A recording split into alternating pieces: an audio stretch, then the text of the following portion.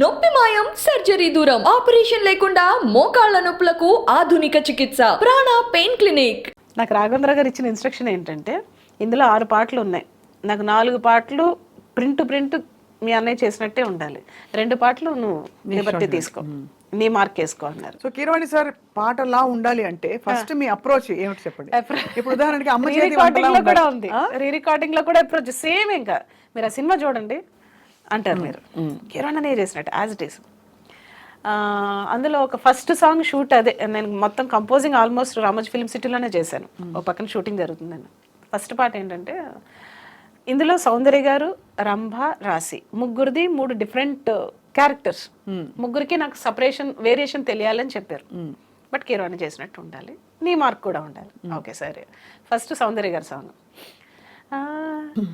వాన కన్యక వలపు కానుక నీ జిలిబిలి పలుకులు తళుకులు నాకే జావురాయగా, తడి తడి వణుకుల గమకల్లో జిలిబిలి పలుకుల తమకల్లో తెగించి ముద్దులు బిగించి హద్దులు తనాన బంధాలే రాయనా శృంగార లహరి.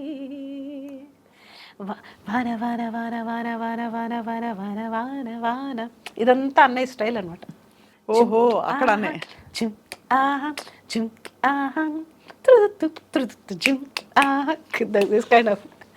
మ్యూజిక్ ప్రతి కణంలో ఉంది మీకు బాబోయ్. అడమడమన నిండిపోయి ఉంటుంది తన స్టైల్.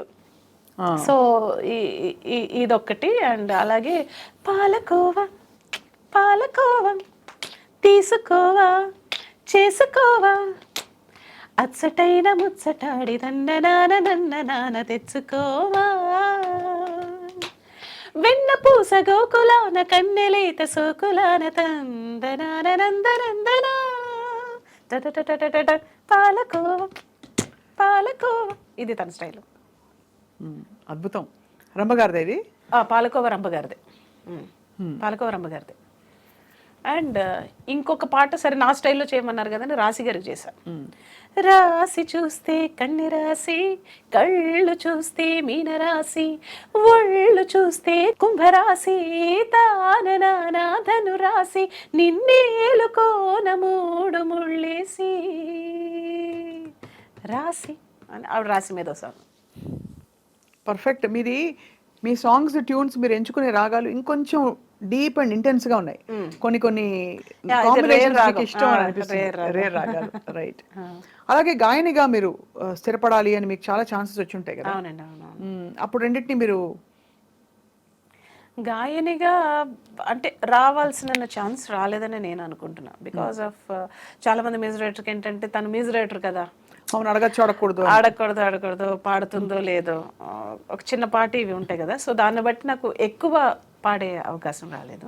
బట్ ఎక్కువ నేను మూవీస్లోనే పాడాను. అలాగే మీరు అన్నట్టు క్రిస్టియన్ సాంగ్స్ ఎక్కువ పాడారు, చాలా ఎన్ని వందలు చేస్తుంటారు. వేలు. అందుకనే డాక్టరేట్ ఇచ్చారు.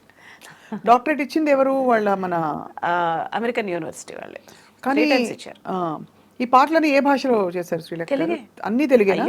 అన్ని తెలుగే. మీరు ఏ క్రిస్టియన్ ఆల్బమ్ క్యాసెట్ తీసుకుని అందులో నా పేరు ఖచ్చితంగా ఉండాలి. అండ్ ప్రతి చర్చ్ ఓపెనింగ్ నా పాటే ఉండాలి. ఆలయంలో ప్రవేశించండి అందరూ అనే పాటతోనే చర్చ్ ఓపెనింగ్ జరుగుతుంది. కానీ అది ఎలా జరిగిందంటారు? అంటే యాదృచ్ఛికమా క్రిస్టియన్ సాంగ్స్ తో మీ అనుబంధం? యాదృచ్ఛికమే. బేసిక్గా నేను ఆ పాట ఆలయంలో పాడక ముందర, దిస్ ఇస్ అబౌట్ 95లో పాడాను. అంతకు ముందరే నాన్నగారు దో ఈజ్ అ హిందూ, ఆయన సడన్గా జీసస్ని బిలీవ్ చేయడం మొదలుపెట్టారు. మొదలుపెట్టి ఆయన 3ంటికి జీసస్ నాకు ఈ లిరిక్స్ చెప్తున్నాడు అని చెప్పేసి లిరిక్స్ రాయడం, దానికి నన్ను 3ంటికే లెగ్గొట్టేసి నాతో కంపోజ్ చేయించడం, అలాగ 300 పాటలు కంపోజ్ చేశారు. ఆయన రాయడం, నేను కంపోజ్ చేయడం. రారాజచంద్రుడు, వెలుగురేఖ అనే 2 ఆల్బమ్లు రిలీజ్ చేసాం. క్రిస్టియన్ దీన్ని చరిత్రనే తిరగరాసింది. అవును, పాటలు మీరు వినే ఉంటారు, రారాజచంద్రుడు, వెలుగురేఖ. సో అది నాన్నగారు రాసినవి. ఇంకా నేను రికార్డ్ చేయాల్సిన సాంగ్స్ ఇంకా చాలా ఉన్నాయి నాన్నగారివి. మీకు దైవికంగా ఏమైనా ఎక్స్పీరియన్స్ అయ్యా శ్రీలేఖ గారు? బికాస్ జీసస్ తో నాకు బాగా అనుబంధం. He did a lot of miracles in my for you life. Can you share a few if you don't mind, if it's not too personal. అంటే అది భగవత్ స్వరూపం ఎవరైనా అమ్మవారి కటాక్షం ఉందన్నా, వినాయకుడి మహిమ ఉందన్నా, అంటే ఇది ఏదైనా పర్టికులర్ గా నేను చెప్పలేనండి. అంటే అది నేను ఫీల్ అవ్వాలి అంతే. చెప్పడానికి పర్టికులర్ గా ఏం లేదు. కానీ బట్ లాట్ ఆఫ్ థింగ్స్, ఘటనలు జరిగాయి లాట్ ఆఫ్ థింగ్స్. నేను ఆయనతో మాట్లాడుతూ ఉంటాను, లైక్ మీతో మాట్లాడినట్టే. సో మాట్లాడి విత్ హిమ్ యు కనెక్ట్. ఏం చెప్తారు? ఇలా ఇలా జరిగింది, రోజు ఇలా జరిగింది, so I want this. So ఈ రోజున నేను ఏదైనా తెలిసి చేసినా ఏమైనా తప్పులు ఉంటే జస్ట్ ఫర్గివ్ మీ, ఎప్పుడు నాతో ఉండు. సో లేకపోతే నాకు సడన్గా నాకు ఇవాళ తలపోటుగా ఉంది, లేకపోతే నాకు పలానా ప్రాజెక్ట్కి వెళ్ళాలి, తొందరగా తగ్గించమా ప్లీజ్, ఇలా జస్ట్ మనిషితో ఒక డాక్టర్తో ఎలా చెప్తాం అలాగా అలా కనెక్ట్ అయ్యి మాట్లాడుతుంటాను. He'll respond and you can feel that response. అది నేను చెప్పలేను, బట్ డైలీ పొద్దున్నే పరలోకమందున్న మా తండ్రి ప్రార్థన చేయకుండా నేను బయటకు వెళ్ళను, రాత్రి అది చేయకుండా పడుకోను. So you're almost practising Christian ఇప్పుడు.